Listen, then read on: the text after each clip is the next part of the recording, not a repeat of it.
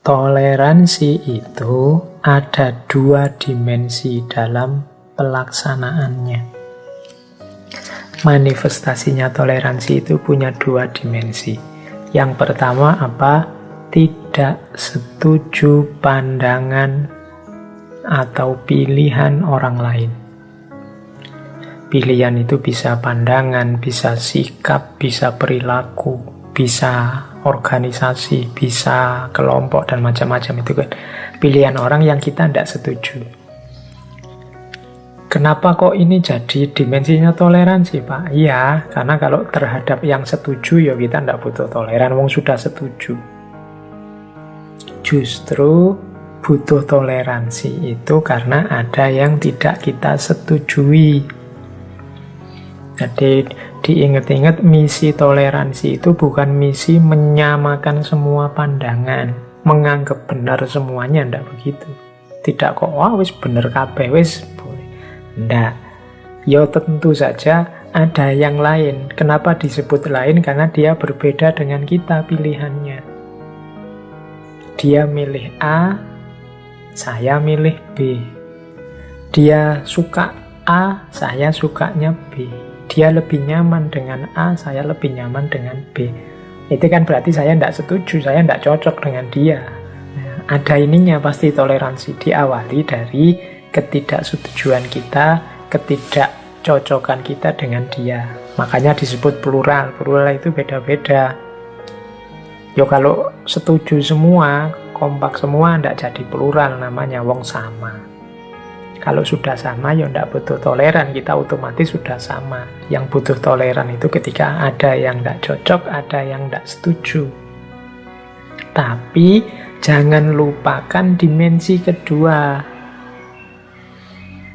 Dimensi kedua ini kelanjutannya. Kalau sudah tidak setuju terus gimana? Kan itu. Ini lebih penting ini. Yang kedua ini apa? Tidak memaksakan pilihan kita sendiri, keputusan kita sendiri, gaya hidup kita sendiri, pandangan kebenaran kita sendiri kepada yang lain yang tadi berbeda.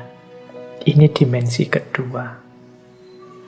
Jadi toleransi itu ketika kita tidak setuju, tapi tidak ingin memaksakan pandangan kita pada yang lain. Ketika pilihan kita beda dengan dia, dan kita hargai pilihannya, kita tidak paksakan pilihannya agar sama dengan pilihan kita. Jadi yang kedua ini.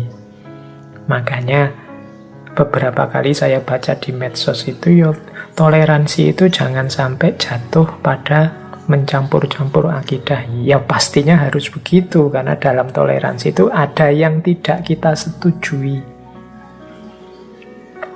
Dan yang tidak kita setujui itu tetap kita hargai, tidak kita paksa sama dengan kita. Jadi tidak ada nyampur-nyampurnya di sini. Yang ada menghargai, membiarkan dia sesuai pilihannya. Kalau urusan akidah, silahkan dia dengan akidahnya, saya dengan akidahku. Kalau pakai bahasanya Al-Quran, ya ini dalil yang paling sering dipakai dalam toleransi. Lakum dinukum waliyadin. Yo bagimu agamamu, tetap saya hargai, tapi saya lebih milih kebenaranku, yaitu agamaku. Inilah namanya toleransi. Jadi ada tidak setujunya, kalau sudah setuju ya tidak butuh toleransi. Ini namanya dua dimensi toleransi. Ini yang tadi saya sebut tadi kan, kalau teman-teman hafal surat Al-Kafirun, ya insya Allah hafal lah ya, yang muslim wong tidak panjang, meskipun kadang-kadang bulet juga kalau sedang imami.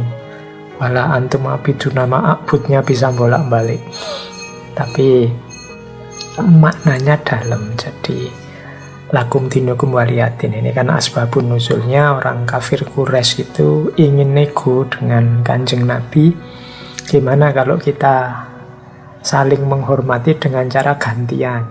Yo kolo-kolo saya yang nyembah Tuhanmu, nanti kamu juga sekali-sekali sembahlah Tuhan saya. Ya enggak, kalau urusan ini yo Kalau saya sampai nyembah Tuhanmu, ya berarti saya setuju juga dengan Tuhanmu. Kalau setuju tidak butuh toleransi.